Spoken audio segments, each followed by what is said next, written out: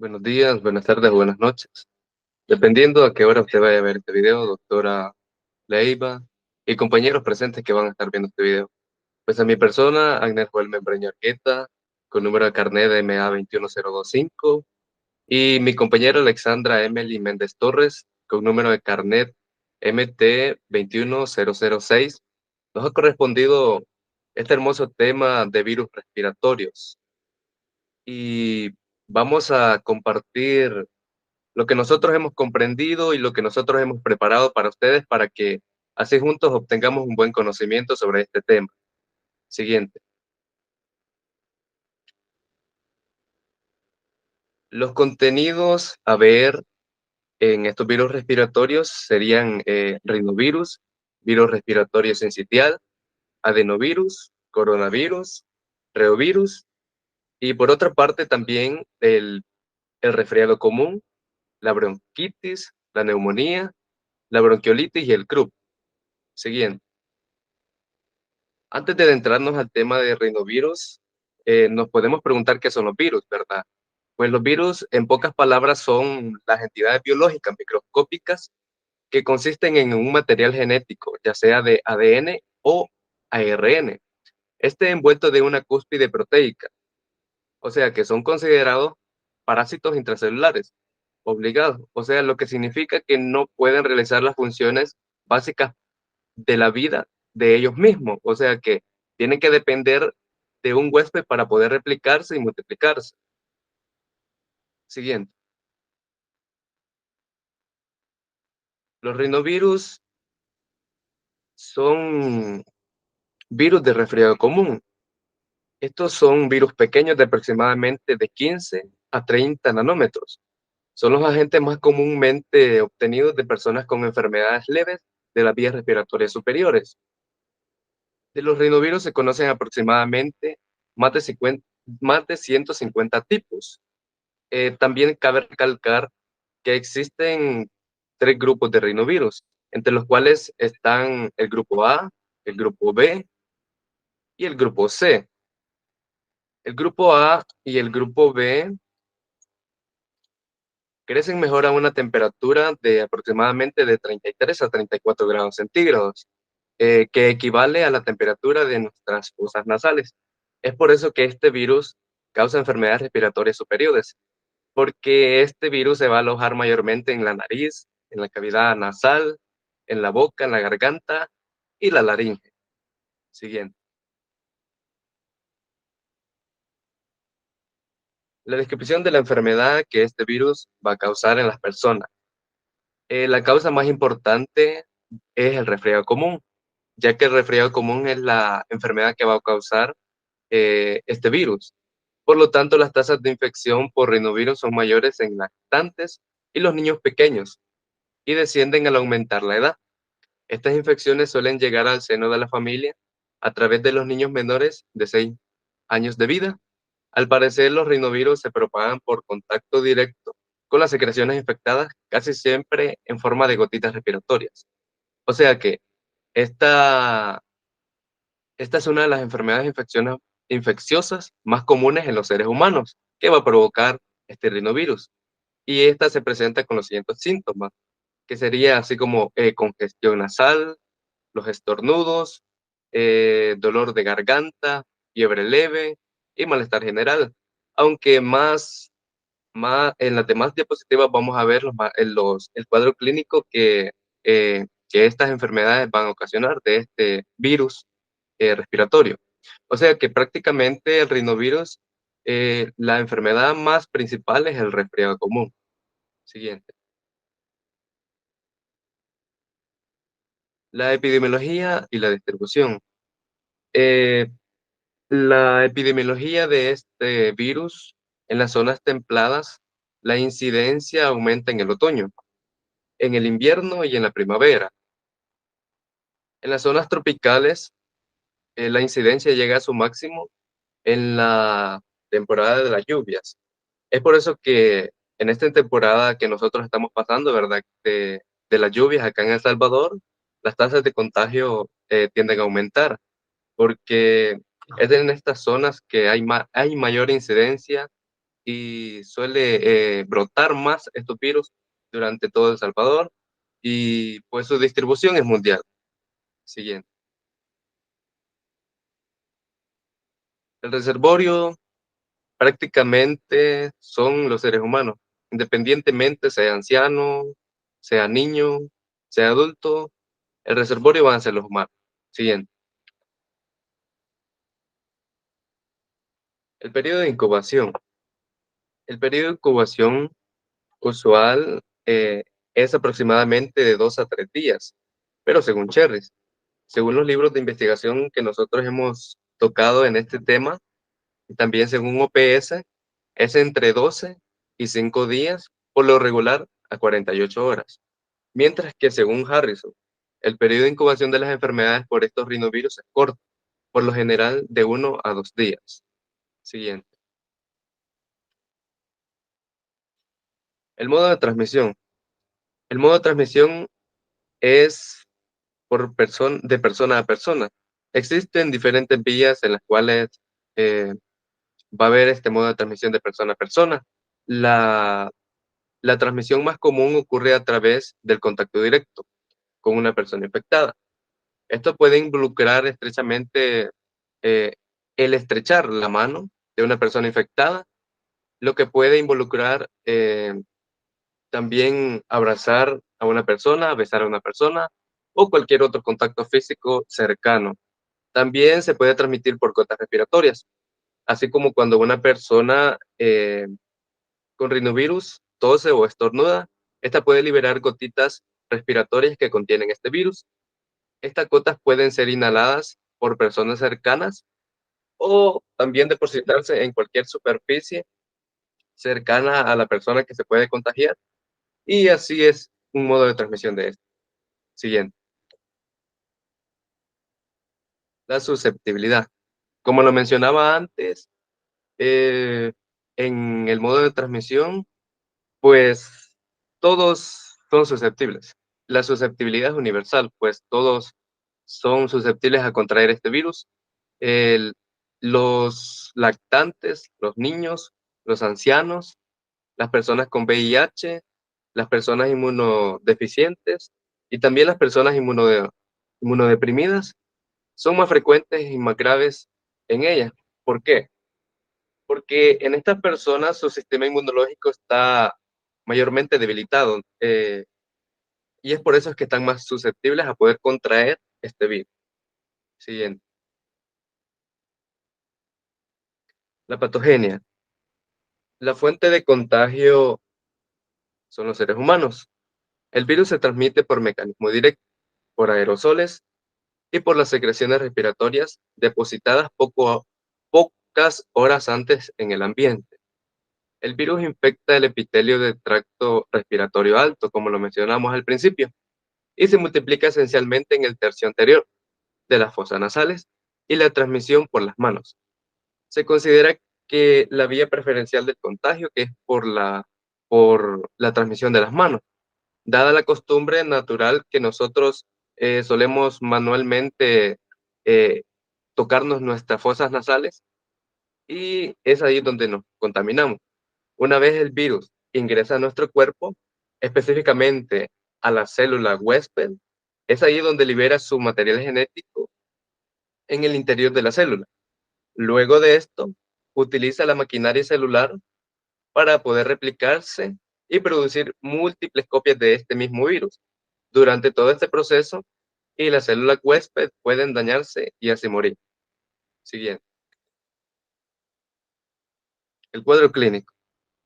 Muy bien, las manifestaciones clínicas que presenten este virus, las más frecuentes son el resfriado común, como lo mencionaba antes, pero la enfermedad en sí suele iniciar con rinorrea y estornudos, acompañados de congestión nasal. Y las enfermedades más adentradas a este virus es la neumonía, la sinusitis y la meningitis. Siguiente,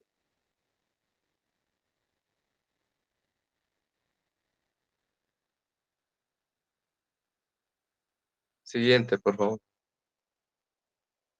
Los signos y los síntomas generales como malestar y cefalea son leves o ausentes, y la fiebre es rara en los niños adultos, pero se observa hasta el 33% de los niños. Siguiente.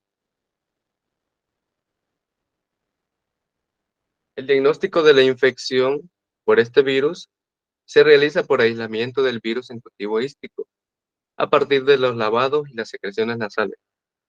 Pero cabe destacar que este diagnóstico clínico, que es el superior que está acá, ya poco se realiza. El que se está realizando hoy en día es la reacción en cadena de polimerasa, que sería la PCR, que se ha convertido en el método tradicional para poder detectar estos rinovirus en las muestras clínicas. Por lo tanto, en esta prueba normalmente se recoge una muestra biológica del paciente y que puede ser con un hisopado nasofaríngeo. Siguiente. Y aquí podemos observar las imágenes, ¿verdad? La primera imagen donde se muestra a la niña es un lavado nasal, que es el que decía yo que poco se realiza hoy en día. Mayormente se está realizando el hisopado nasofaríngeo, que sería la prueba, la PCR. Siguiente. En el tratamiento para los adenovirus, por lo general, las infecciones por rinovirus son leves e involucionan de manera espontánea, de modo que no suelen necesitar un tratamiento. Pero hay casos en pacientes que presentan síntomas intensos, por lo cual hay que utilizar tratamiento, ¿verdad? Farmacológico.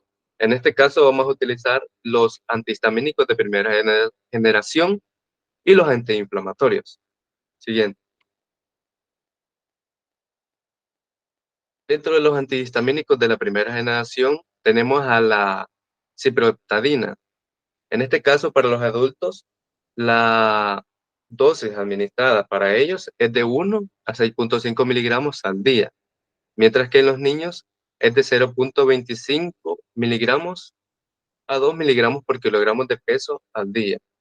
Cabe recalcar que cada administración de fármaco va a tener efectos tóxicos.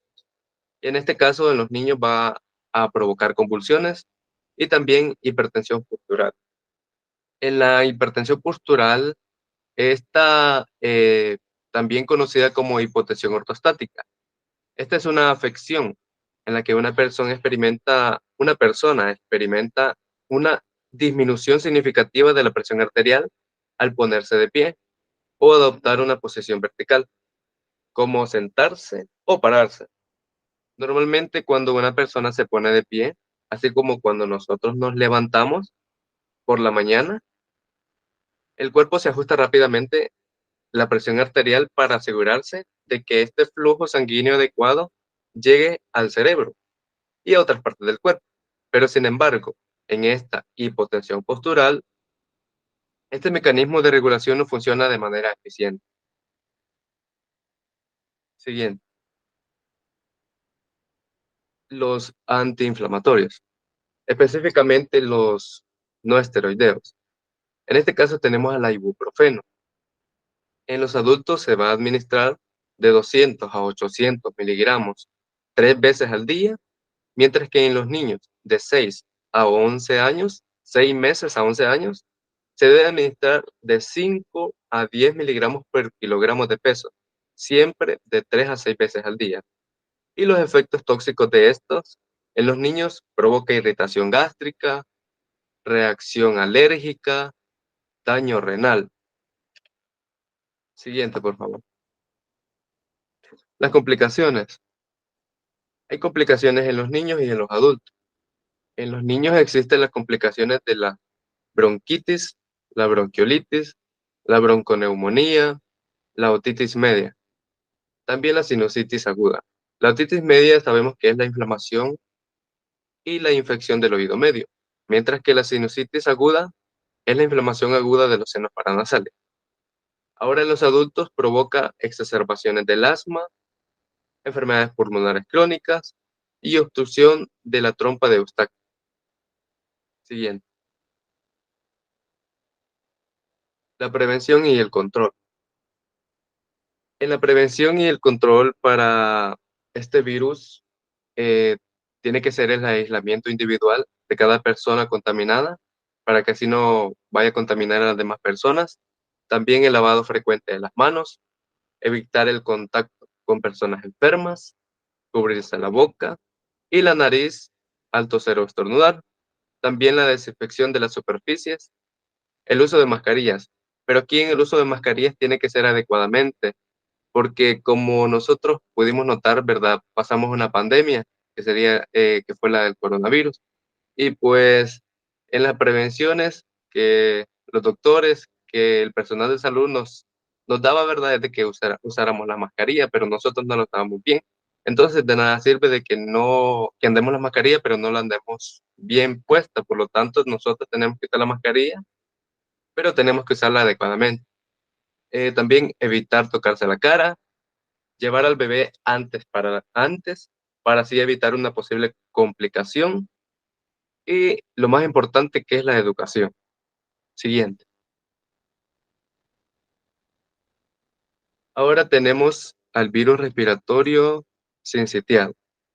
Siguiente.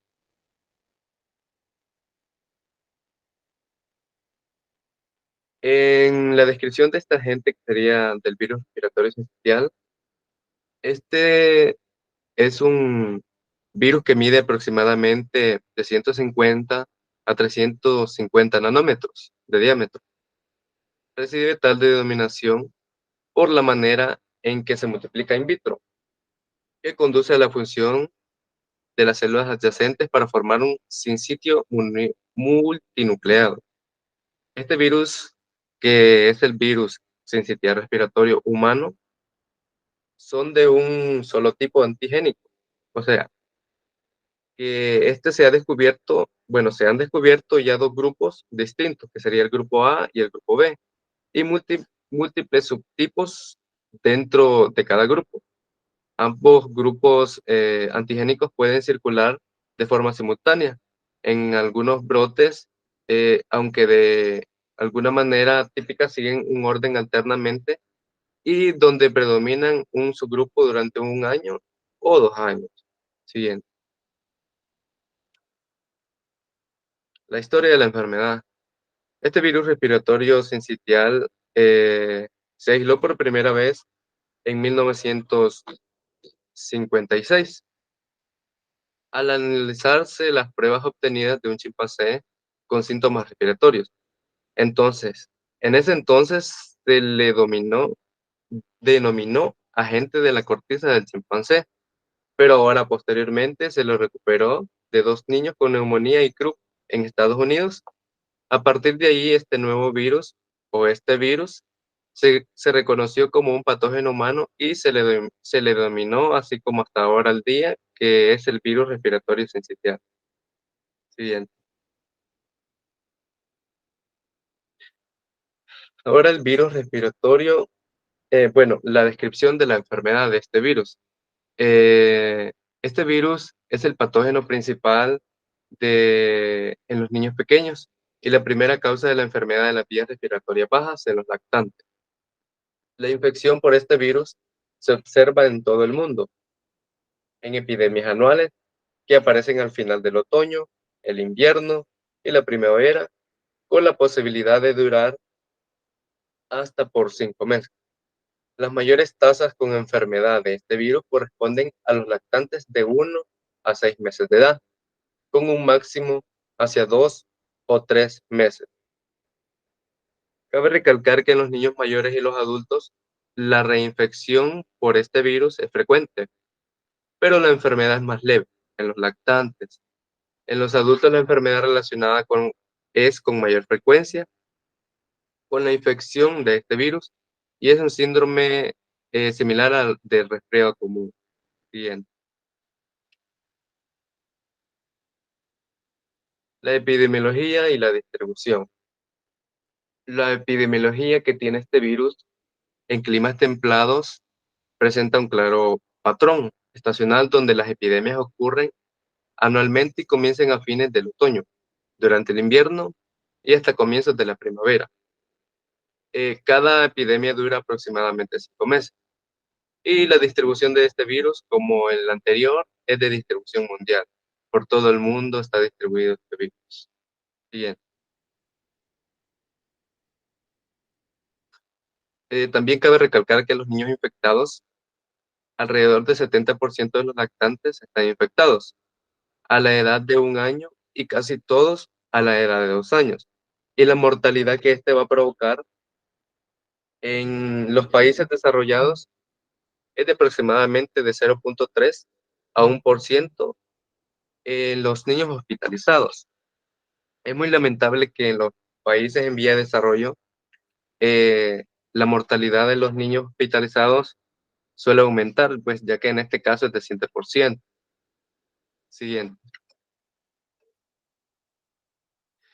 El reservorio, las personas. Siguiente. El periodo de incubación. El periodo de incubación es en promedio de 5 días. En este caso, según el libro de Papadakis. Mientras que según el libro de Harrison, el periodo de incubación es de unos 4 a 6 días. Siguiente. El modo de transmisión.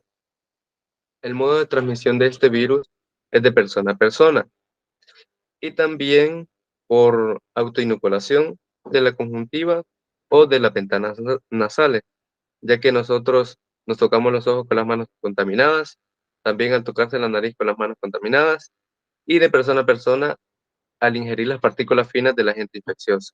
Siguiente. La susceptibilidad. La susceptibilidad es universal.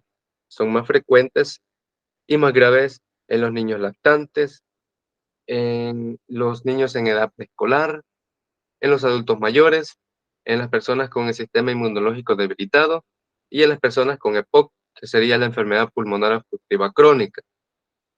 Siguiente. La patogenia de este virus.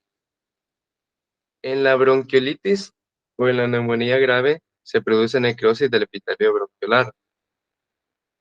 Y la infección por este virus generalmente comienza cuando una persona inhala partículas de virus suspendidas en el aire o entra en contacto con superficies contaminadas. También se dice que el virus respiratorio sincitial se replica en el epitelio de las vías respiratorias, incluyendo las células del tracto respiratorio superior, o sea, la laringe, la garganta, y del tracto respiratorio inferior, o sea, los bronquiolos y los pulmones.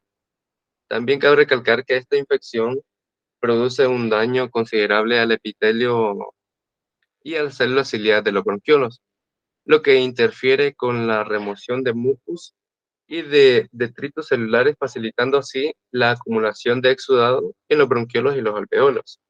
También un factor importante en esta patogenia que contribuye a la gravedad en infantes es el diámetro pequeño de los bronquiolos, ya que se obstruyen con mayor facilidad durante las fases de necrosis y edema. Siguiente, el cuadro clínico. En los niños y en los adultos, este virus va a producir IRA, o sea, la infección respiratoria aguda, pero en este caso sería baja. La enfermedad comienza como ira alta al principio y durante esta ira alta va a provocar rinitis y faringitis. Luego, aproximadamente la mitad de los lactantes, este virus no queda localizado en el tracto respiratorio alto, sino que puede diseminarse de 3 a 4 días en el tracto respiratorio bajo, así produciendo la ira baja, que sería la infección respiratoria aguda baja, y así produciendo las siguientes enfermedades como la bronquitis, la bronquiolitis, la infección de bronquiolos terminales y neumonía. Siguiente. En la bronquiolitis, que sería una infección aguda baja del tracto respiratorio bajo, presenta los siguientes síntomas y los signos, como sibilancia. Estas sibilancias son el chillido durante la respiración, también el aumento de la frecuencia respiratoria, también conocido como polipnea, las costillas horizontales y un descenso en las cápulas diafragmáticas en la radiografía de tórax. Siguiente.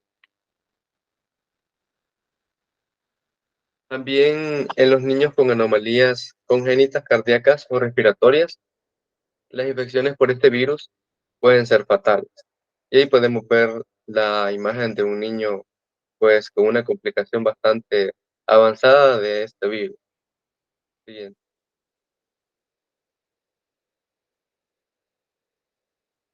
El diagnóstico de laboratorio. Este diagnóstico, este diagnóstico se presentará al aislarse este virus en las secreciones respiratorias como el esputo, los frotis faringios tomados con hisopo o lavados nasofaringios. Los virus pueden aislarse mediante cultivo holístico, pero este método fue sustituido en gran medida por técnicas diagnósticas rápidas que consisten en inmunodeficiencia o ELISA de líquido de lavado nasofaringio, aspirados y hisopados nasofaringios. Bien,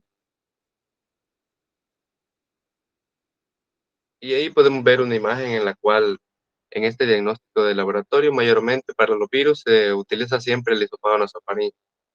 Siguiente. El tratamiento, el tratamiento de esta infección consiste en medidas de apoyo que incluyen hidratación, humidificación del aire aspirado, el apoyo ventilatorio, según sea necesario. Se dice que ni los fármacos broncodilatadores ni los corticosteroides tienen eficacia demostrada. Siguiente. Pero también se recomienda la administración profiláctica de este fármaco llamado Polivizumab, aproximadamente de 15 miligramos por kilogramo por vía intramuscular por mes durante la temporada de alta transmisión. Siguiente. Las complicaciones.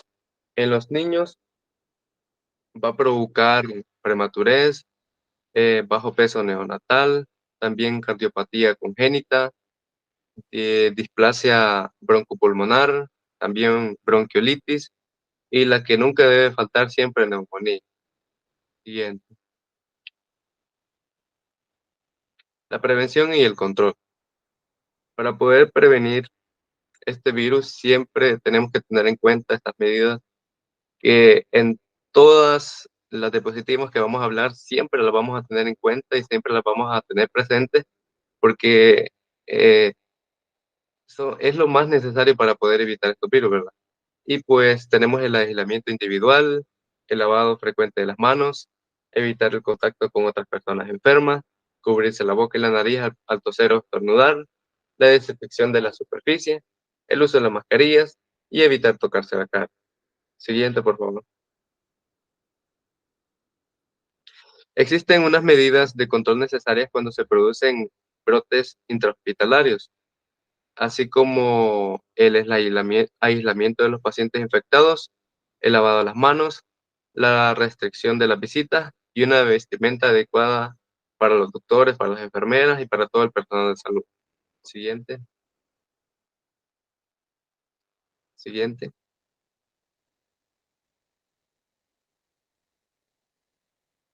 Ahora tenemos el adenovirus. Siguiente, por favor. Los adenovirus, en la descripción de este agente mide aproximadamente de 70 a 80 nanómetros de diámetro. Los adenovirus humanos pertenecen al género Mastodenovirus, del cual se conocen hasta ahora aproximadamente 51 serotipos. Los adenovirus tienen una forma característica que consta de una cubierta isoédrica, formada por 20 triángulos equiláteros y 12 vértices. Los adenovirus humanos se dividen en 7 subgéneros, desde la A a la G, y como podemos ver ahí en la imagen, en esta diapositiva, pues como lo mencionaba antes, está formada por 20 triángulos. Tal vez no los podemos ver exactamente, pero podemos ver que su forma tiene una forma triangular, equiláteros y tiene 12 vértices. Siguiente, por favor. La historia de los adenovirus. Pues estos adenovirus se aislaron por primera vez en 1953 en un cultivo de células adenoides humanas. Desde entonces se han identificado aproximadamente 100 serotipos, de los cuales por lo menos 52 son capaces de infectar al humano. Todos los, se- todos los serotipos humanos están incluidos en un único género de la familia adenovirus. Los primeros adenovirus humanos que se identificaron fueron numerados del 1 al 7 y son los más habituales hasta ahora en día. Siguiente, por favor. La epidemiología y la distribución de este virus. Las infecciones por adenovirus tienen una distribución mundial y se presentan en forma endémica con brotes epidémicos. Es por eso que en los niños menores de 15 años va a prevalecer los serotipos 1, 2 y 5, que son los más comunes. Y los serotipos 3, 4 y 7 son los más frecuentes en los adultos, especialmente en brotes de recintos militares. Y estos virus atacan todos los meses del año, por lo tanto su distribución es mundial. Siguiente, por favor. El reservorio, el ser humano, las personas. Nosotros somos el principal reservorio de estos virus. Siguiente, por favor. El periodo de incubación. En este caso, el periodo de incubación es de 2 a 14 días. Siguiente, por favor. La transmisibilidad. ¿Cómo se transmite este virus? Pues la transmisión de la infección de este virus se realiza por la inhalación de los virus, obviamente, por inoculación también del virus en el saco conjuntival y por manos contaminadas. Siguiente, por favor. La susceptibilidad. La susceptibilidad es mundial. Todas las personas son susceptibles a poder contraer este virus.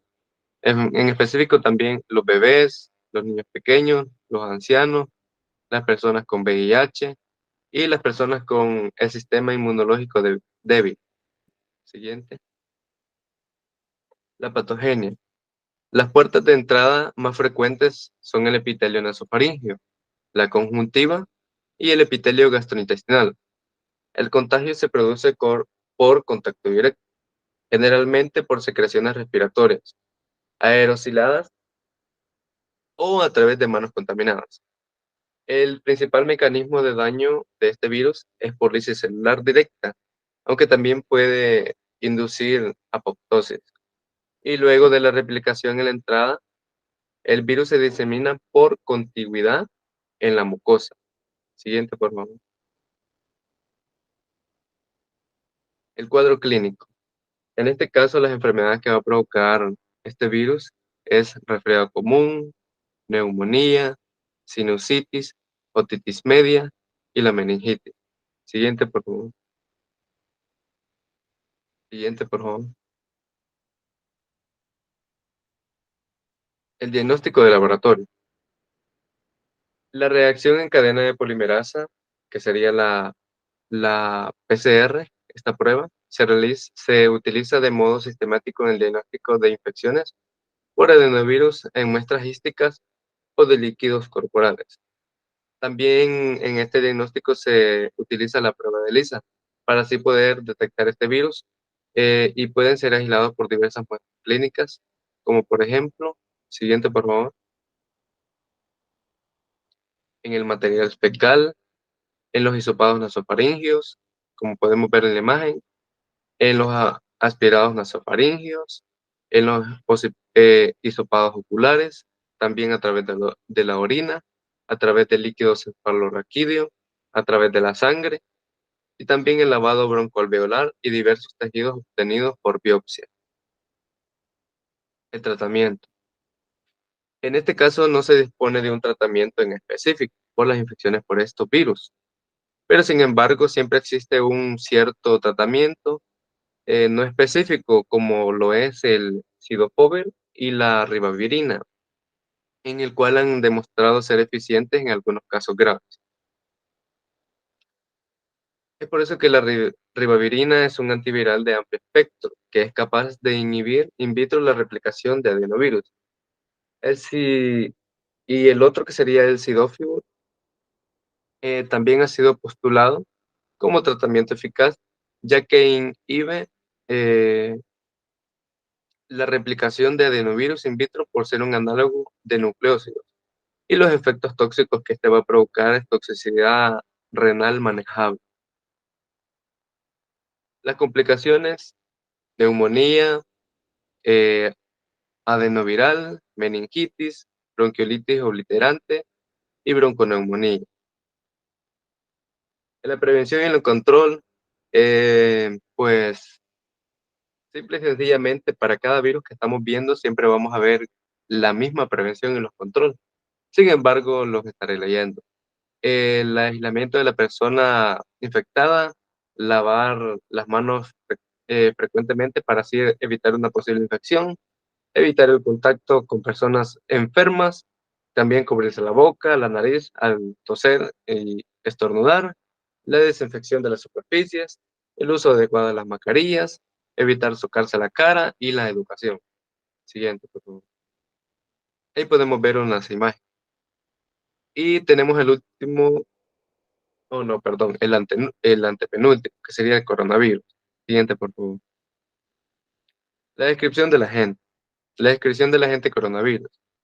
Este pertenece a la familia coronavirus, que comprende los géneros coronavirus y torovirus.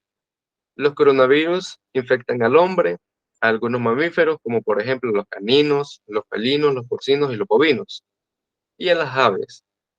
Estos son virus pleomórficos de aproximadamente de 60 a 220 nanómetros de diámetro, con una envoltura lipídica que contiene insertadas espículas de 10 nanómetros que le dan su nombre, que sería de latín corona. Siguiente, por favor. Las infecciones por coronavirus humanos ocurren en todo el mundo, pues es un claro ejemplo, ¿verdad?, de la pandemia que nosotros vivimos. Fue mundial. Y los estudios sobre valencia de las cepas han demostrado que los anticuerpos séricos se adquieren al principio de la vida y que su prevalencia aumenta con el paso del tiempo. De modo de que más de 80 de las personas adultas tienen anticuerpos según la prueba ELISA. Y de manera global, los coronavirus producen de 10 a 35 de los resfriados comunes, según la estación del año. Siguiente. La epidemiología y distribución. Pues los coronavirus, como lo mencionaba antes, tienen distribución mundial. Los cuadros de ira alta por estos coronavirus en el hemisferio norte ocurren durante los meses fríos y en la primavera temprana, y se registran brotes cada 2 y 4 años. Las reinfecciones son frecuentes y los estudios serológicos demostraron que la mayoría de los individuos han sido infectados durante su vida. Algunos coronavirus producen gastroenteritis en humanos. Siguiente. El periodo de incubación. Según la virología clínica, el periodo usual de incubación es de 3 días, mientras que según OPS es de unos 10 días. Y según Harrison es, eh, es de 5 a 12 días. Siguiente. El modo de transmisión. El modo de transmisión de los coronavirus de persona a persona, pues puede ser de diferentes formas, ya sea por ingerir gotitas de saliva cuando una persona estornuda, cuando una persona tose, ¿verdad? También por la inhalación de las partículas respiratorias que contienen el virus y por contacto directo. Siguiente, por favor. El reservorio. El reservorio de estos coronavirus son los murciélagos de herradura chinos. Son reservorios naturales de coronavirus, similares al síndrome respiratorio agudo grave. Siguiente. La susceptibilidad a todas las personas, pero son más frecuentes y más graves en los ancianos, en las mujeres embarazadas, en el personal de la salud y personas con el sistema inmunológico deficiente. La patogenia. Los coronavirus que causan el resfriado común, como por ejemplo las cepas de este coronavirus, infectan las células ciliadas epiteliales de la nasofaringe por medio del receptor N de aminopeptidasa. La proliferación viral conduce al daño de estas células e induce la producción y descarga de quimiosinas e interleucinas, las cuales generan los síntomas del resfriado común, semejantes a los originados por los rinovirus. Este adenovirus infecta células de las vías respiratorias por medio del receptor 2 de la enzima convertidora de angiotinasa. El resultado es una enfermedad sistémica en que aparece el virus. Siguiente. El cuadro clínico. Eh, yo creo que la mayoría de nosotros sabemos el cuadro clínico o las manifestaciones clínicas o los signos y los síntomas, como lo queramos llamar, de este virus, ¿verdad? Que estaría el coronavirus. Pues dice que el cuadro clínico corresponde a un resfrío común, con romadizo y leve malestar general que dura de una semana. Habitualmente no hay fiebre y presenta escasa tos y dolor de garganta. Y cerca del 25 de los pacientes experimenta diarrea. Siguiente. Como decía, los signos y los síntomas más comunes son la tos seca, el dolor de garganta, la fiebre, la disnea, la mialgia, la cefalea, la pérdida del gusto o del olfato, la secreción nasal y la diarrea. Siguiente. El diagnóstico de laboratorio. Rara vez se requiere de diagnóstico de laboratorio para este virus, pues mayormente lo que producen estas enfermedades suelen ser débiles, difíciles de cultivar in vitro, pero se puede identificar en muestras clínicas como por medio de la prueba de ELISA o inmunofluorescencia o por la RT y la otra prueba que sería la PCR para el ADN viral. Siguiente, por favor. Y bueno, aquí podemos ver una imagen del hispano nasofaringio, que es la prueba más común, ¿verdad? De la PCR para poder diagnosticar este virus. El tratamiento. No se cuenta con un tratamiento específico de eficacia, aunque con frecuencia se ha utilizado la ribavirina. Es el mejor de los casos. Esta tiene poca actividad contra este virus in vitro y no se ha demostrado que tiene efecto benéfico, algunos sobre la evolución de la enfermedad. Bien. La piedra angular de este tratamiento o de esta enfermedad sigue siendo los cuidados de sostén para conservar las funciones pulmonares y de otros sistemas orgánicos. También el aislamiento en el hogar y el manejo de los síntomas. Siguiente. Existen casos graves, ¿verdad? Pues podemos ver nosotros, bueno, mi familia, ya contando personalmente, mi familia tuvo un caso bien grave y pues en este caso nosotros no lo hospitalizamos, pero en casos graves es necesaria la hospitalización porque, pues como lo mencionaba antes, en el cuadro clínico produce la falta de respiración y pues es necesario llevarlo al hospital para que ahí puedan incluir un oxígeno suplementario para poder que el paciente pueda sobrevivir y también una ventilación mecánica, entre otros.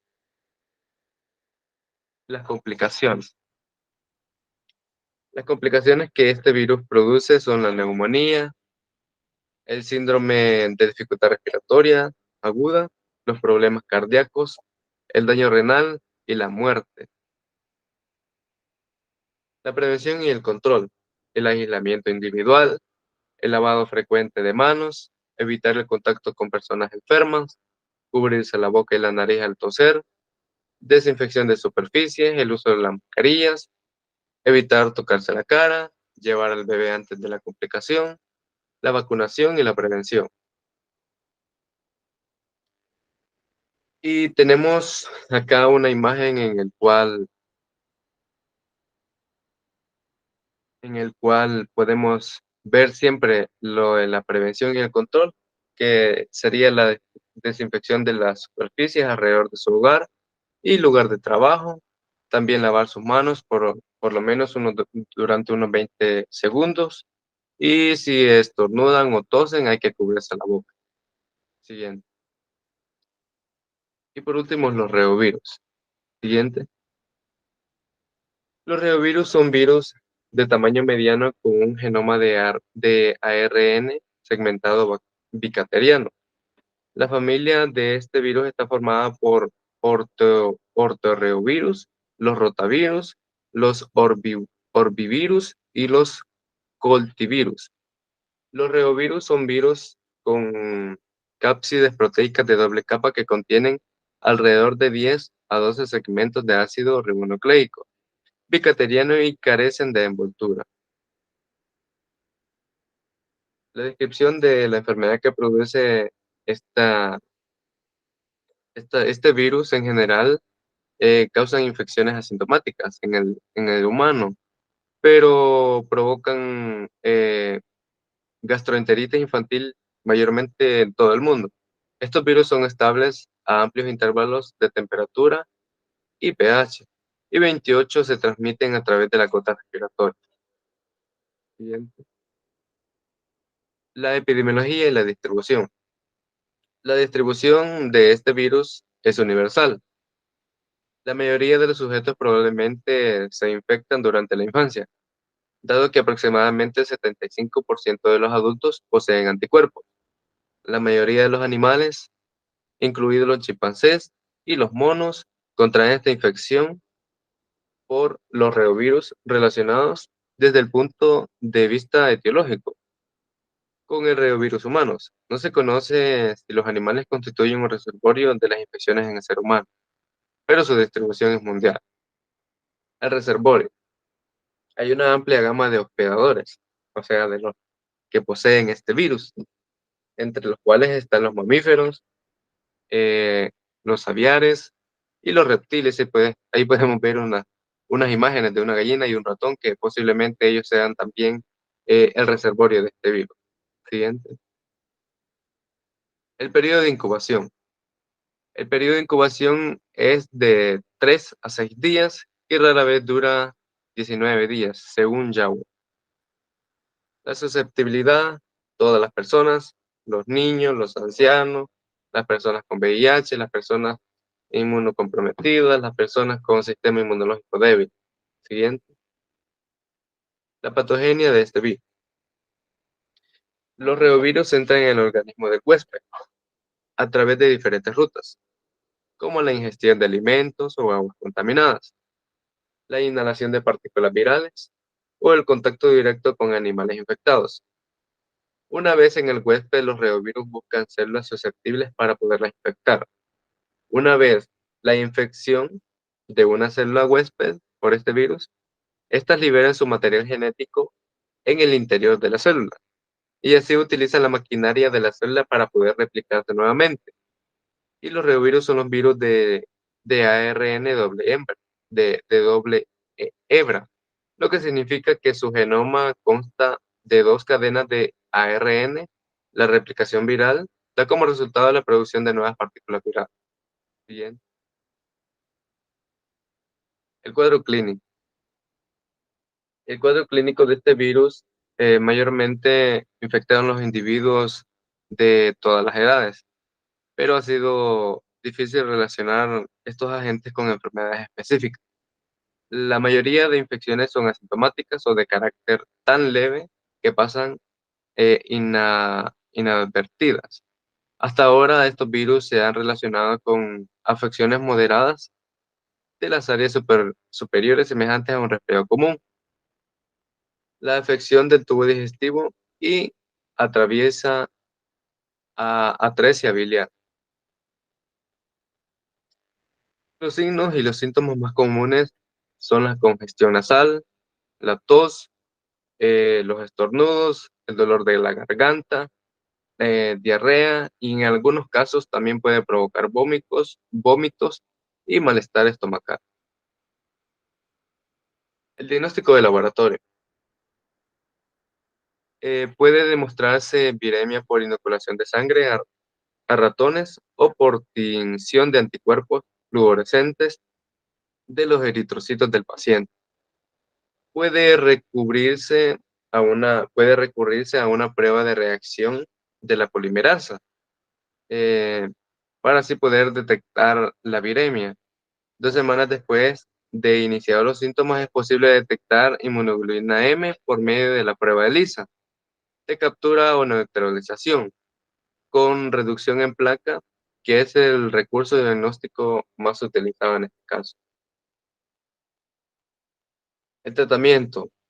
No hay un tratamiento en específico disponible, pero como anteriormente lo venía mencionando, la ribavirina mostró eficacia en un modelo animal. Siguiente. Las complicaciones. En general, las infecciones por reovirus suelen ser leves y autolimitadas, y en la mayoría de las personas no suele causar complicaciones graves, pero sin embargo, en muchas personas se presentan ocasiones como estas complicaciones siguientes, que serían las meningitis aséptica, particularmente en niños, la encefalitis y también la fiebre hemorrágica. Siguiente. Y la prevención y el control, el aislamiento individual, el lavado frecuente de manos, evitar evitar el contacto con manos, evitar el contacto con las personas enfermas, cubrirse la boca y la nariz al estornudar, la desinfección de las superficies, el uso de las mascarillas, evitar tocarse la cara, llevar al bebé antes de la complicación y la educación. Y acá podemos ver unas imágenes en el cual, pues, eh, es siempre parte de la prevención y la control para poder prevenir el contagio de estos virus. Siguiente. Y puse esta imagen de último porque considero yo que es una de las medidas de prevención más eficaces y más importantes dentro de nuestra comunidad, de nuestro país. Independientemente de donde nosotros nos encontremos, tiene que ser la educación, porque si nosotros somos educados de una manera correcta, así vamos a poder evitar un posible contagio de estos virus. Y hasta acá llegará mi participación y seguirá mi compañera con vosotros.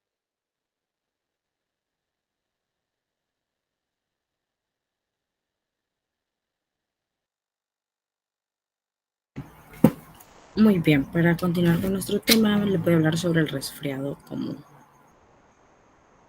El resfriado común. En descripción de la gente tenemos que los rinovirus, tales como los tipos 22.9 o C43 y B814, son las causas de alrededor del 10 al 15% de los casos, y los virus de la influenza producen de 10 al 15% de los casos de resfriado común en adultos. Al parecer son especialmente importantes en el invierno y a comienzos de la primavera, cuando la prevalencia de los rinovirus es baja. Es proporción pequeña de los resfriados comunes en los adultos. Se debe a otros virus conocidos de las vías respiratorias. En los lactantes y en los niños, los virus de la parainfluenza, el virus inicial de las vías respiratorias, los virus de la influenza, los adenovirus, algunos enterovirus y coronavirus pueden causar enfermedades similares al resfriado. No se ha identificado ningún origen, además de la mitad de los resfriados comunes. O sea, no se ha identificado el por qué la mitad de los resfriados comunes y el por qué su causa. En la descripción de la enfermedad. La fiebre es poco común en los niños mayores de 3 años de edad y es muy rara en los adultos. No se han notificado de funciones por la incapacidad que produce. Es considerable porque entorpece los labores diarios y produce absenteísmo en industria y en la escuela. La enfermedad puede acompañarse de laringitis, también de bronquitis, y predisponer a complicaciones más graves, tales como son la sinusitis o la otitis media. El recuento de los leucocitos en la sangre suele estar dentro de los límites normales, al igual que la flora bacteriana de las vías respiratorias, si no hay complicaciones. En la epidemiología y distribución, podemos decir que son muchas personas, perdón, Es mundial, tanto en forma endémica como epidémica, y en dos zonas. En las zonas templadas, que la incidencia aumenta en el otoño, en el invierno y la primavera, y en los países tropicales, que la incidencia lleva a su máximo en la temporada de lluvias. Muchas personas, excepto en las comunidades aisladas y pequeñas, tienen de 1 a 6 episodios al año. La incidencia es máxima en los niños menores de 5 años y disminuye gradualmente con la edad. En el periodo de transmisibilidad, por contacto directo o exposición de las mucosas, de las gotitas expulsadas de las vías respiratorias, por transmisión indirecta, por las manos y artículos recién contaminados, son exudados nasales o faringios de las personas infectadas. Los lavados nasales obtenidos en 24 horas antes de la aparición de síntomas y en los 5 días siguientes han producido síntomas. Y como susceptibilidad, la susceptibilidad es universal. A veces hay infecciones que podrían decirse que son asintomáticas o abortadas. La frecuencia en los portadores sanos no se ha calculado, pero con algunos agentes víricos es más bien muy rara, en especial con lo de los rinovirus. Los ataques repetidos frecuentemente y muy probablemente se deben a la multiplicidad de agentes, aunque también se pueden deber a la brevedad de la inmunidad homóloga a diversos serotipos del mismo virus o otras causas. En el cuadro clínico, los individuos son susceptibles durante toda la vida porque hay numerosos tipos de serológicos de rinovirus, adenovirus y otros virus. Tales como infecciones suelen ser benignas y ceden en forma espontánea, aunque se les ha atribuido la participación en el desarrollo de las enfermedades más graves como la sinusitis bacteriana aguda, la otitis media aguda y el asma. Y en el tratamiento podemos decir que a pesar de que no hay un tratamiento en verdad antivirales eficaces para prevenir o tratar un resfriado común, existen los siguientes corticosteroides tropicales intranasales y podemos usar la flunisolina, 2 pulveraciones 2 veces al día de un anticolergénico intranasal, que también podría ser un pulverizador nasal de el 0.06%, 2 o 3 veces pulverizaciones cada 8 horas, según sea necesario, o un curso corto de prednisona oral, con ajustes graduales a la dosis que pueden ayudar durante el proceso de la abstinencia. En complicaciones, además de la disfunción de la trompa de Eustaquio o el derrame pasajero en el oído medio, las complicaciones de la rinitis viral son excepcionales. Pueden surgir rinosinusitis bacteriana aguda, secundaria, y su presencia se sospecha por la persistencia de los síntomas durante más de 10 días, acompañada de una expulsión de secreciones nasales purulentas de color verde o amarillento, de dolor unilateral de la cara o de piezas dentales. En prevención y control, en medidas preventivas podemos educar a la población sobre las medidas de higiene personal, tales como son lavarse las manos a menudo, cubrirse la boca al toser y al estornudar, el eliminar de manera sanitaria los exudados de la boca y de la nariz. También podemos evitar en la medida de lo posible el hacinamiento en viviendas, dormitorios, especialmente en las instituciones, cuarteles y a bordo de barcos. Contar con ventilaciones adecuadas también, eso nos podría ayudar mucho. Y también tenemos como se ha comprobado la eficacia de las vacunas orales preparadas con adenovirus vivos contra las infecciones por adenovirus 4, 7 y 21 entre reclutas militares, pero no están indicadas para la población civil, ya que la incidencia de la enfermedad en verdad es específicamente muy pequeña. Y también el no fumar en hogares, o sea, no fumar en hogares es más por los niños pequeños y todos aquellos que se están desarrollando, sus pulmones apenas empiezan a madurar, pues la inhalación pasiva del humo aumenta el riesgo de una neumonía. Y el control del paciente, de los contactos y del ambiente inmediato, la notificación de la autoridad local de salud por lo regular no se justifica la notificación oficial. Un aislamiento, desinfección concurrente, cuarentena, inmunización de los contactos, investigación de los contactos y de la fuente de infección y de tratamiento específico. Ahora bien, el siguiente virus del cual les hablaré es de la bronquitis. La bronquitis puede ser una manifestación primaria de infección o ser consecuencia de diseminación de tejidos, vías respiratorias altas. Se caracteriza por tos, fiebre y una variable de producción de espeto, que a menudo es claro al inicio, pero más tarde se torna purulento conforme persistente la enfermedad. La auscultación del tórax con estereotipos a menudo revela sectores gruesos que son consecuencia de la inflamación y el incremento de la producción de líquido de las vías respiratorias de grueso calibre. Existen dos tipos de bronquitis, la aguda y la crónica.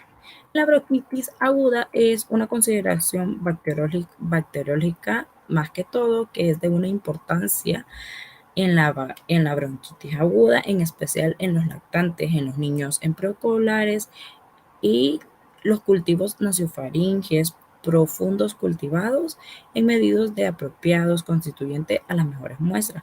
El examen es un frotis nasofaringe o de aspiraciones mediante métodos de anticuerpos fluorescentes directos o directamente una PCR.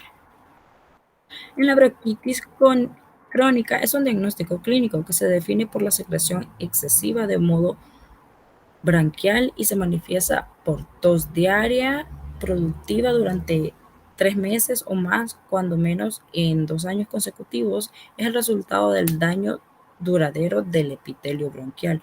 Una causa común es el tabaquismo, pero las causas pueden incluir diversos contaminantes ambientales, también infecciones crónicas como la tuberculosis y defectos que obstaculizan la eliminación normal por secreciones traqueobronquiales y bacterias como lo es la fibrosis quística. Como siguiente punto tenemos la epidemiología y la distribución. Su distribución es mundial. Se ha observado que la clamidia pneumoniae causa el 10% de los casos de neumonía y el 5% de los casos de bronquitis son causados por este mismo microorganismo. La evidencia epidemiológica indica que la infección ocurre a lo largo del año y se disemina por contacto de personas a personas. Como reservorio tenemos a los seres humanos. Todos los seres humanos somos el reservorio de esta enfermedad. Y su periodo de incubación es de 7 a 10 días.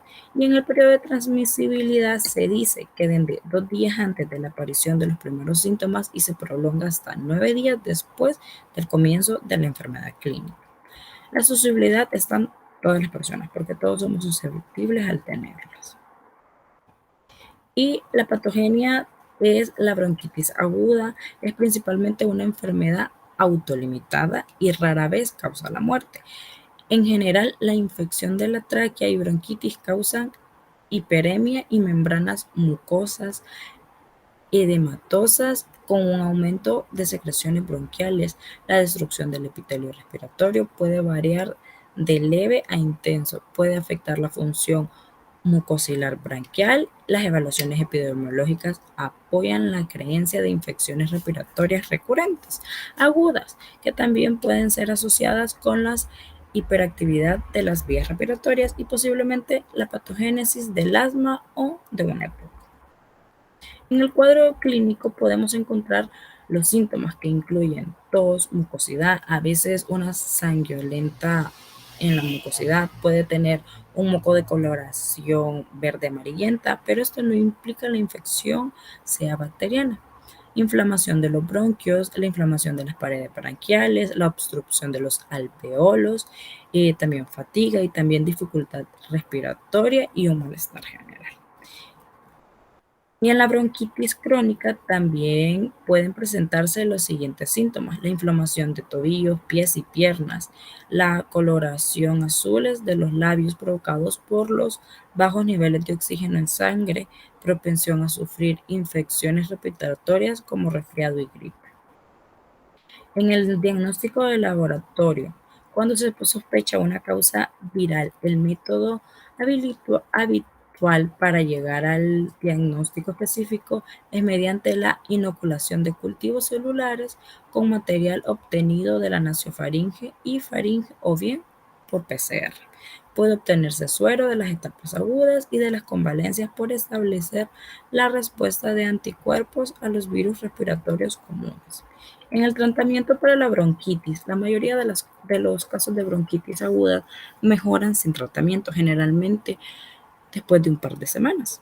En algunos casos, el médico puede recomendarte otros medicamentos en los que incluyen algunos de los siguientes, como un medicamento para la tos si la tos no te deja dormir, después de probar con inhibidores de la tos a la hora de dormir. Puede dejarte un antitusígenos, que a pesar de que la tos es un síntoma común en la enfermedad de las vías respiratorias, sus mecanismos son pocos conocidos y el tratamiento actual es insatisfactorio. Las infecciones virales del tracto respiratorio superior, con la causa más común de la tos, y la tos por viral suele ser autolimitada y por lo general medicada por el paciente, que a pesar de su amplio uso, los medicamentos para la tos sin receta son en su mayoría son ineficaces, o sea, no nos van a ayudar en lo absoluto. Y entonces hay que tener un tratamiento con antitusígenos, que es importante identificar los mecanismos, los cuales causales y los subyacentes que pueden requerir terapia, siempre que sea posible y se trate de la subyacente y no de la tos. En las complicaciones, podemos decir que aunque el único episodio de bronquitis no es motivo de una preocupación en verdad, que en algunas personas puede provocar una neumonía, no obstante, los episodios recurrentes de bronquitis pueden indicar que tienes enfermedad pulmonar obstructiva crónica. Y en el pronóstico, la bronquitis aguda generalmente dura de 3 a 10 días, aunque la tos puede durar más tiempo, la infección propiamente dicha. Además, es posible que algunas personas desarrollen una bronquitis crónica a causa de esto. Y como prevención y control tenemos siempre la educación a las personas y hacer conciencia en ellas también del uso de mascarillas. Por la pandemia que nosotros ya vivimos, también pudimos observar y también pudimos reconocer que nuestros pulmones están expuestos diariamente y nosotros deberíamos de seguir concientizando a la gente y educándola para seguir haciendo el uso de las mascarillas. También el evitar tocarse la cara en cualquier momento cuando estemos fuera de nuestras casas o expuestos a algunos lugares. También el aislamiento individual y el lavado frecuente de manos, una desinfección de superficies diariamente, que sería lo más adecuado en verdad, y lavar siempre todo lo que vayamos a tocar, y sobre todo si hay un bebé o un niño en casa también, lavar todo lo que él toque y lavarle sus manos constantemente y evitar el contacto claramente con personas que están enfermas, cubrirnos la boca a la hora de toser, cubrirnos la nariz a la hora de estornudar. Y muy bien, ahora en el siguiente virus que les voy a presentar se encuentran las neumonías. En la descripción del agente se dice que es una infección bacteriana aguda de las vías respiratorias bajas. Es la más común de las neumonías contraídas en la comunidad en todas las edades. Se calcula que la neumonía neumocócica afecta aproximadamente a 100 de cada 100.000 adultos en Europa y América del Norte cada año. En los países de desarrollo, las tasas de letalidad en niños a menudo son mayores del 10% y llegan hasta el 60% en los lactantes menores de 6 meses de edad. Con frecuencia se observa una neumonía neumocócica secundaria después de otras infecciones respiratorias, que en algunos ejemplos de esto podemos mencionar la influenza, cuadros por virus inicial respiratorio, y que en la población vulnerable y en individuos previamente sanos con desenlaces desfavorables.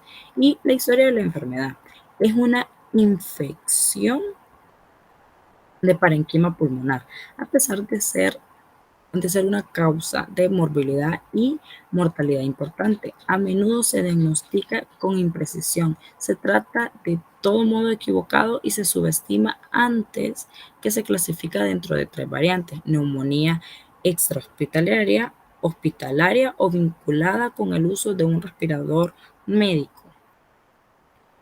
No obstante, en los últimos 20 años se ha observado que las personas que acuden a un hospital con inicio de neumonía están infectadas por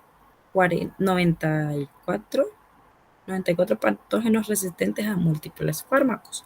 Entre los factores que explican este fenómeno están la obtención y el empleo indiscriminado de los antibióticos orales potentes, la transferencia más temprana de los pacientes de los hospitales de cuidados intensivos a su hogar o a diversas instalaciones con atención medidas intensivas, la administración ambulatoria cada vez más generalizada de antibioterapias nivel 4, el envejecimiento general de la población y los tratamientos inmunodoloros más extensos. Como descripción de la enfermedad tenemos: la neumonía es consecuencia de la proliferación de microorganismos a nivel alveolar y la respuesta contra ellos desencadena por el hospedador. Los microorganismos llegan a las vías respiratorias bajas en varias formas. Las más frecuentes es la aspiración desde orofaringe durante el sueño. A menudo la persona aspira volúmenes pequeños de material faríngeo, en especial el anciano, y quienes tienen una merma de conocimiento, y en muchos patógenos son inhalados en la forma de gotitas contaminadas, o en algunas ocasiones la neumonía surge por una propagación hematógena o por una extensión continua desde los espacios pleurales o de mediastino infectado, y los factores mecánicos son la importancia decisiva entre las defensas del hospedador. Y en epidemiología y distribución tenemos que es una enfermedad claramente endemicidad. Continúa en especial en niños, ancianos y personas con trastornos médicos subyacentes más frecuentes. En las poblaciones que padecen desnutrición, en los grupos a niveles socioeconómicos que son más bajos que en los países de desarrollo, claramente.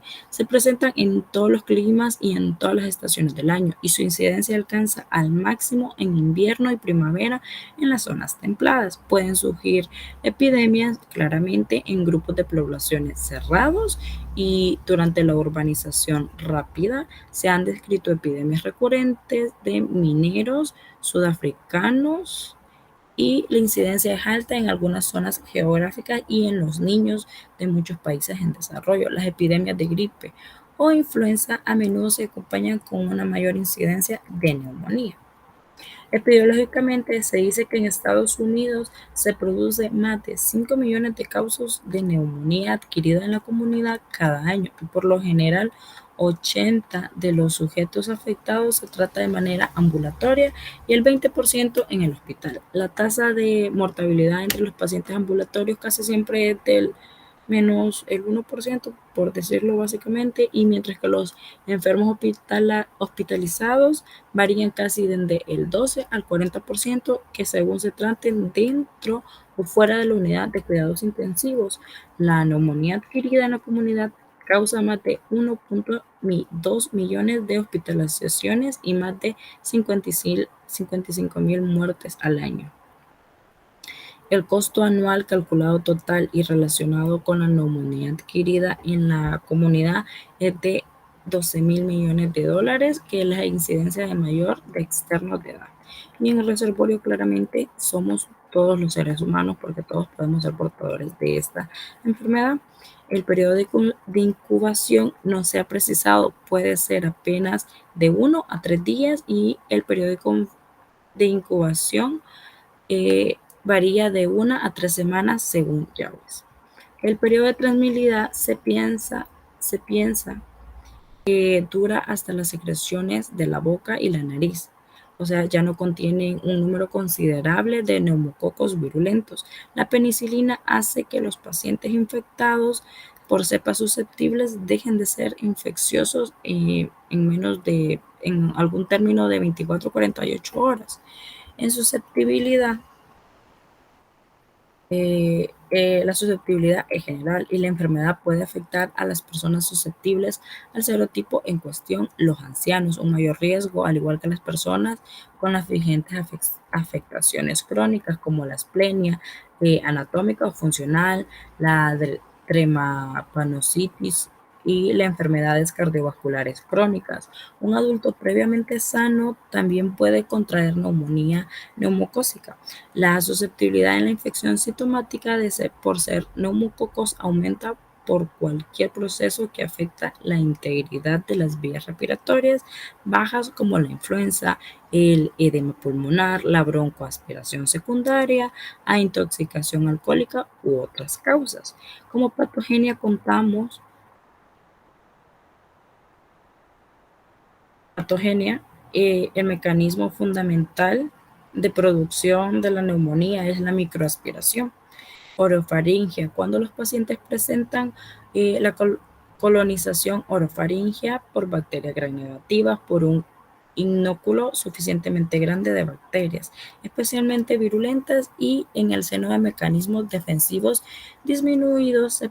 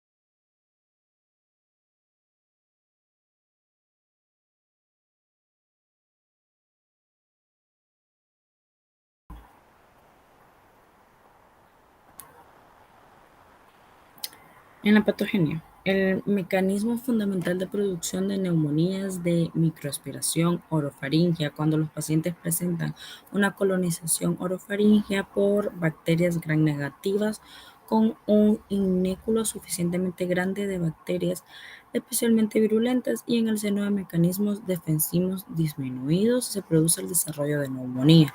Esas aspiraciones son ocasiones más importantes cuando en la clínica aparecen con disfagia, con tos o con síntomas respiratorios inmediatamente o unas horas después. A veces estos episodios consisten en el desarrollo de una neumonitis por aspiración que no siempre se acompaña de una infección bacteriana. La distinción clínica es la presencia de infección o neumonitis química, solo es casi imposible, por lo que la mayoría de estos episodios deben ser tratados como una neumonía aspirativa. Para seguir en el cuadro clínico, la sintomología de la inicial de neumonía adquirida en la comunidad puede variar de poca actividad a fulminante y de leve a letal. Los signos y síntomas que dependen de la evolución y gravedad de la infección comprenden en manifestaciones de índole general y otras circunstancias al pulmón y a estructuras vecinas. A la luz de los aspectos biopatológicos, la enfermedad se espera que la aspiración de muchos de los signos enunciados, el individuo a menudo tiene fiebre, taquicardia o antecedentes de escalofríos y sudoración. En el diagnóstico del laboratorio, no son óptimas la sensibilidad y la especificidad de los signos obtenidos en la exploración física, que son en el promedio del 58 al 67% respectivamente. Por esa razón suele ser necesaria la radiografía de tórax para diferenciar una neumonía adquirida en la comunidad de otras patologías.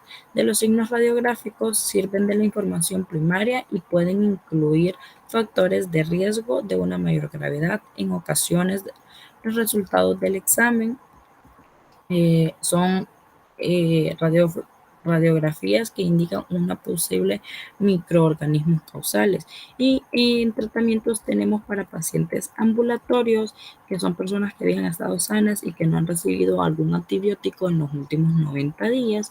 Podemos un macrólido claritromicina de 500 mg orales 2 veces al día o acetromicina una sola dosis oral de 500 miligramos para seguir con 250 miligramos al día.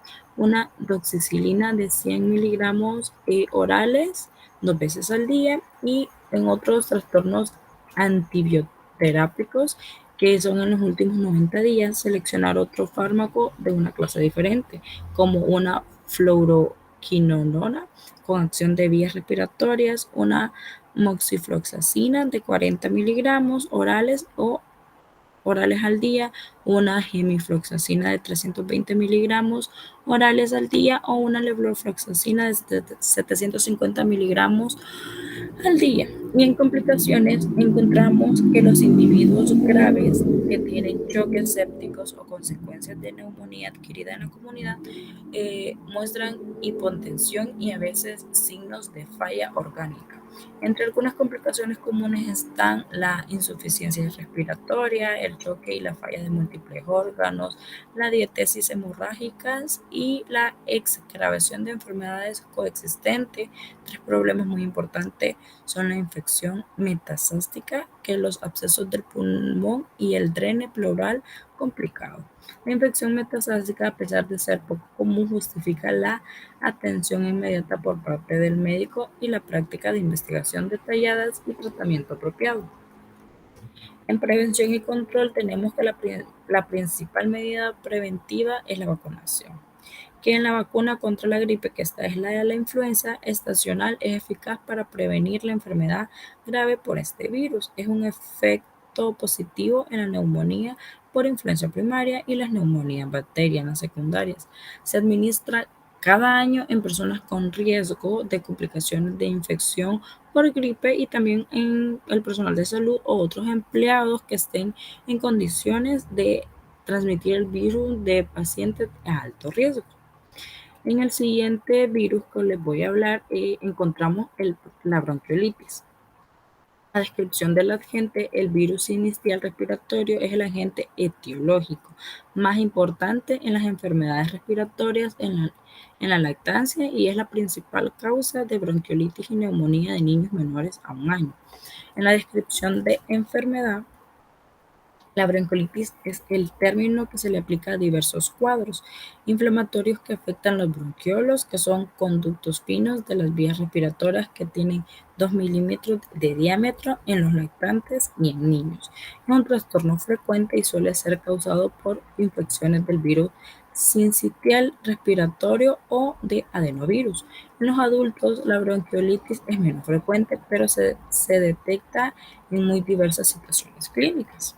En epidemiología y distribución, se tiene que una distribución en todo el mundo y reconoce como el principal microorganismo patógeno de las vías respiratorias en los niños. Aproximadamente el 70% de los lactantes infectados hacia el año de edad y casi todos hacia los 2 años de edad. La bronquiolitis grave o la neumonía tienden a presentarse en los lactantes 6 meses a 6 meses de edad con una frecuencia máxima de los 2 meses. En el reservorio nos encontramos claramente todos los seres humanos y en el periodo de incubación es de 4 a 6 días y el periodo de transmisibilidad, la duración común de la propagación del virus es de 5 a 7 días. Sin embargo, el proceso de diseminación del virus en lactantes pequeños puede ser de 9 a 20 días o sobrepasar estos 20 días. Y en susceptibilidad tenemos los lactantes y niños menores de 1 año principalmente, y la enfermedad puede ser especialmente grave en los niños con cardiopatías congénitas, displasia broncopulmonar y el síndrome nefrótico o inmunodepresión. Es frecuente en los ancianos o los pacientes inmunocomprometidos. También sean susceptibles y que se vean gravemente afectados a finales del otoño hasta el principio de la primavera. El brote común tiene una duración de 8 a 12 semanas aproximadamente y pueden involucrar hasta el 50% de todos los familiares, sobre todo si estos cuentan con hijos pequeños o algún pequeño en la casa. En la patogenia, la bronquiolitis se produce por obstrucción y colapso de las vías respiratorias de pequeño calibre. Durante la aspiración, los lactantes son especialmente propensos a desarrollarse en obstrucción de las vías respiratorias de pequeño calibre debido al reducido tamaño de sus bronquiolos normales que se obstruyen con facilidad durante la fase de necrosis y de edema. Es probable que el estrechamiento de las vías respiratorias se deba a una necrosis de epitelio bronquial o inducida por el virus de impersión de moco, infiltración por células redondas y el edema de submucosa circundante. En el cuadro clínico, el primer signo de infección por virus respiratorio sincitial en lactantes es la rinorea, los que puede aparecer al mismo tiempo, pero es más frecuente tras un intervalo de 1 a 3 días, al momento en el que también se puede ver estornudos y una febrícula, que poco después de la tos o los niños son bronquiolitis que se presentan sibilaciones audibles. Si la enfermedad es leve, los síntomas quizás no progresen más allá de lo que deberían en esa fase y la auscultación suele revelar crep creptitantes, difuntos expiratorios finos y sibilancias, y la rinorea suele persistir durante toda la enfermedad con fiebre intermitente y las radiografías de tórax a menudo son normales en esta fase y cuenta con una clasificación. Clasificación que se observa con mucha frecuencia. Eh, la bronquiolitis aguda es la que se observa con más frecuencia después de una infección viral en niños y es resistente en las vías respiratorias distales y aumenta durante la inspiración y la expiración, pero como el radio de la vía respiratoria es mucho menor, durante la expiración la obstrucción resultante produce un mecanismo valvular lo que causa un atrapamiento aéreo temprano y una hiperfinsulación. Si la obstrucción es completa, el aire distal atrapado y reabsorberá y el niño presentará una atelasia. La bronquiolitis constrictiva o también denominada bronquiolitis ovilaterante es relativamente infrecuente, aunque constituyen el signo más frecuente después de lesiones por inhalación. También se ha observado con la artritis reumatoide, con reacciones farmacológicas y con un rechazo crónico después de trasplantes de corazón, de pulmón o de una médula ósea. Los sujetos con dicha forma de bronquiolitis muestran una obstrucción de un flujo aéreo en la espirometría, anomalías, radiografías mínimas y una evaluación clínica de un deterioro progresivo. En la bronquiolitis proliferativa, esta es la que acompaña a unos muy diversos trastornos pulmonares, que incluye la infección de aspiración, neumonitis por hipersensibilidad, trastornos del tejido conjuntivo y trasplantes de órganos. En comparación con la variante constructiva, es más probable que la bronquiolitis proliferativa muestre anomalías en las radiografías de tórax. La bronquiolitis folicular es muy a menudo esta se asocia a trastornos del tejido conjuntivo, en particular a la artritis reumatoide y al síndrome de Sjögren y a unos estados de inmunodeficiencia. Y la bronquiolitis respiratoria suele aparecer sin síntomas ni manifestaciones y funcionales de ineficiencia pulmonar. Esta suele aparecer sin ningún síntoma, más bien que nada, entonces sería como un poquito más difícil de detectarla. La pancreatitis difusa se diagnostica más a menudo en Japón, en los varones, y que presenta 2 veces más que a las mujeres. El 66% no son fumadores y muchos sujetos tienen el antecedente de pancreatitis crónica y los pacientes señalan la presencia de disnea, tos y producción de esputo. Y la exploración del tórax se percibe en todos y en unos broncos. Y en diagnóstico de laboratorio, el diagnóstico específico se establece al aislar el virus en las secreciones respiratorias, como en el espeto, los frotes faringios tomados con un hisopo o los lavados nasofaringios. Y los virus pueden aislarse mediante un cultivo isótico, pero este método fue sustituido en una gran medida por técnicas diagnósticas rápidas que consisten en una inmunofluorescencia de líquido lavado, nasofaringe y aspiraciones, y con resultados menos satisfactorios que un hisopado nasofaringe. Y en el diagnóstico diferencial, este se puede confundir con un asma, con una tosferina, con un cuerpo extraño en vías respiratorias, una miocarditis viral, una bronconeumonía bacteriana y una insuficiencia cardíaca. En el tratamiento tenemos el oxígeno humidificado de las aspiraciones de secreciones suelen estar indicados para los lactantes hospitalizados con hipoxia. Muchos lactantes muestran deshidratación ligera o moderada, por lo que los líquidos se deben administrar con mucho cuidado, en cantidades algo mayores que las necesarias por el mantenimiento. A menudo es útil la alimentación intravenosa o con sonda. En casi todos los casos de la bronquiolitis, los antibióticos no son como muy útiles en este caso, y su uso es inadecuado y contribuye al incremento de las resistencias bacterianas. En vez de ayudarnos, o sea, nos hace un incremento en resistencia bacteriana, entonces básicamente es inútil estar usando esto. Y en complicaciones tenemos taquinea, tenemos disnea, hipoxia, cianosis y apnea. Y un pronóstico es la respiración a menudo que mejora al tercer día, y los síntomas en su mayoría desaparecen al cabo de una semana. En pocas ocasiones se presenta neumonía o problemas respiratorios más grandes a futuro. Y como prevención y control tenemos que practicar medidas de higiene personal, cubrirse la boca al toser, estornudar, eliminar de manera sanitaria exudados de boca y de la nariz. Básicamente en todas nuestras virus respiratorios, básicamente todo en prevención y control se mantiene igual, sobre todo en educar a la población y usar conciencia del uso también de mascarilla.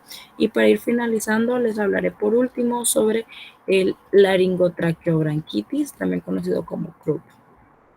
La descripción del agente es que para la parainfluencia 1 es la principal causa de croup agudo en lactantes y niños pequeños, pero también causa enfermedades leves como una faringitis, una tranqueobronquitis en individuos de todas las edades. La parainfluenza 2 es de una importancia ligeramente menor a la parainfluenza 1 y a la parainfluenza 3. Se ha asociado con un croup principalmente en niños y con una enfermedad respiratoria leve y en ocasiones con enfermedades respiratorias inferiores agudas. En la descripción de la enfermedad tenemos que el croup es que la forma más frecuentemente de obstrucción aguda de la vía respiratoria superior suele deberse al virus. El término laringotraqueobronquitis se requiere a la infección vírica de las regiones glóticas y subglóticas. Algunos médicos utilizan el término laringotraquitis para las formas más frecuentes y típicas del croup y reserva el término laringotraqueobronquitis para las formas como más graves de las que se debe y a las que se considera como unas complicaciones de laringotranquitis asociadas a una sobreinfección bacteriana, que esta puede ser de 5 a 7 días de evolución en una clínica. Y en epidemiología y distribución tenemos que la distribución es mundial. Los brotes es una infección que tienden a ocurrir durante los meses de otoño e invierno. La incidencia anual es alta y sobre todo en lactantes y niños. La parainfluenza 1, 2 y 3 están asociados aproximadamente al 41% de los cuadros de Krupp, siendo la parainfluenza 1 la más importante.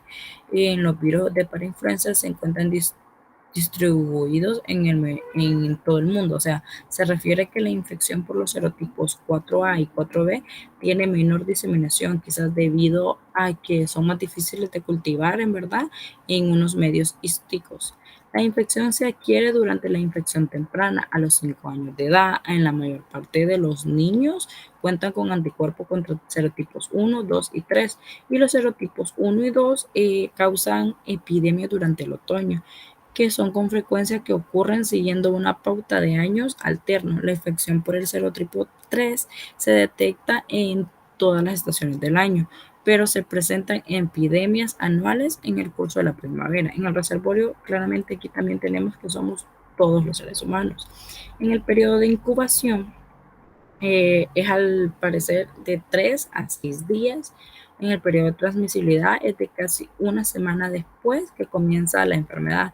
En algunos niños puede excretar el virus varios días antes de la infección, y la susceptibilidad es la mayor parte de los pacientes que tienen entre 3 meses y 5 años, con una incidencia máxima en el segundo año de vida. La incidencia es más alta en los niños que en las niñas. Esto se produce principalmente a finales del otoño y en el invierno, aunque puede parecer todo el año. Son frecuentemente algunas recaídas entre los 3 y 6 años de edad, pero posteriormente se reducen al crecer en las vías respiratorias. En la patogenia, el término croup alude a un largo grupo heterogéneo de procesos infecciosos, en su mayoría agudos y caracterizados por todas metálicas a modo de un ladrido, y se puede acompañar de ronquera, estridor inspiratorio, dificultad respiratoria. El estridor es un sonido respiratorio rudo, que se puede decir que es un tono agudo que suele ser inspiratorio, aunque puede ser bifásico y se produce por el flujo de vía respiratoria superior.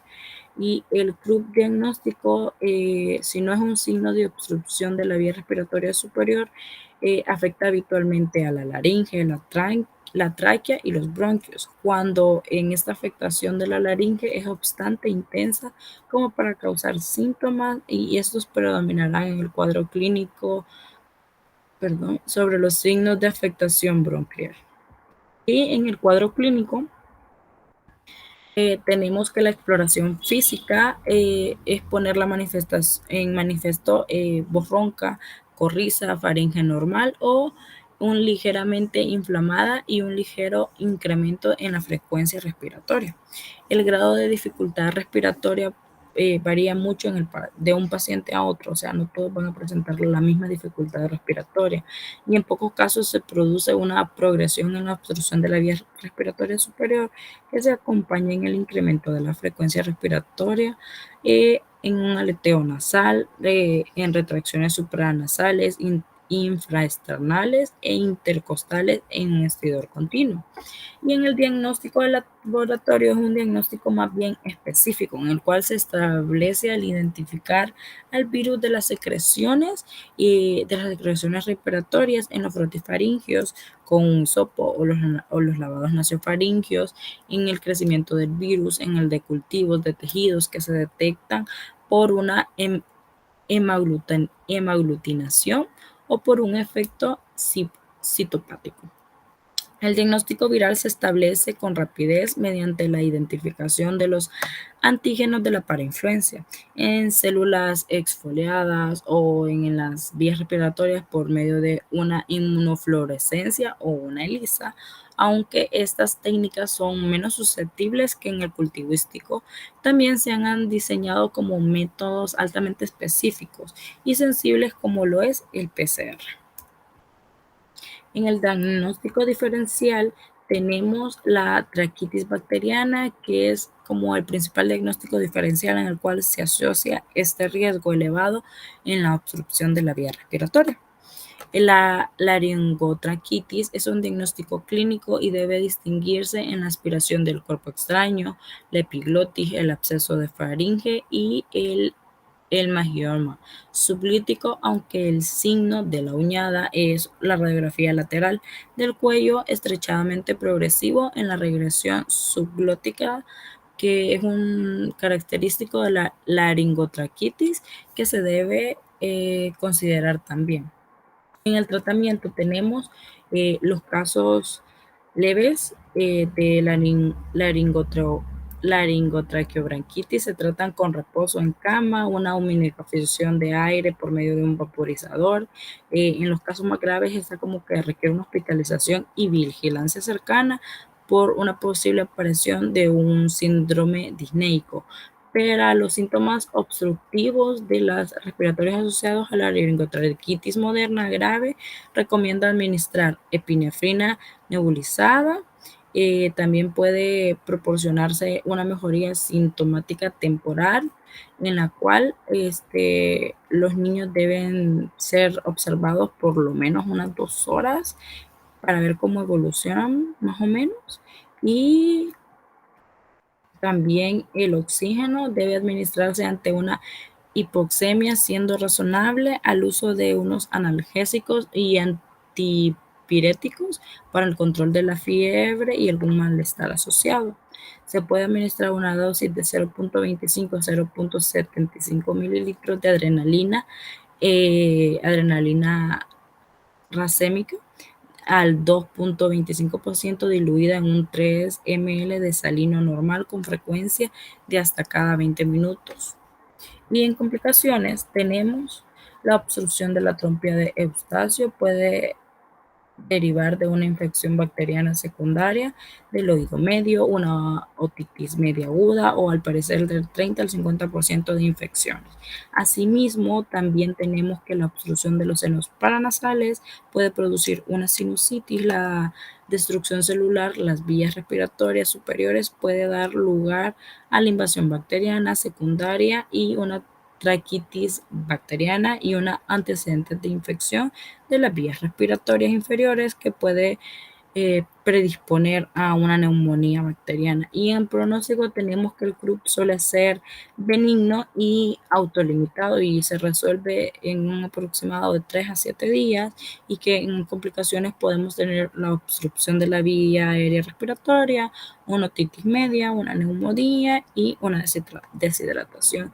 En prevención y control tenemos que los niños con CRUP, al ser hospitalizados, cuando se produzca cualquiera de las siguientes circunstancias, estridor progresivo, un estridor grave o en reposo, dificultad para respirar, una hipoxia, una cianosis, una disminución del nivel de conciencia, esta ingesta es escasa o necesidad de realizar una observación fiable, o sea, practicar medidas de higiene personal, cubrirse la boca al toser, estornudar, eliminar la manera sanitaria y básicamente todo lo que ya les he venido hablando sobre la prevención y el control. Y es así como nuestra participación termina aquí. Ha sido un gusto y muchas gracias.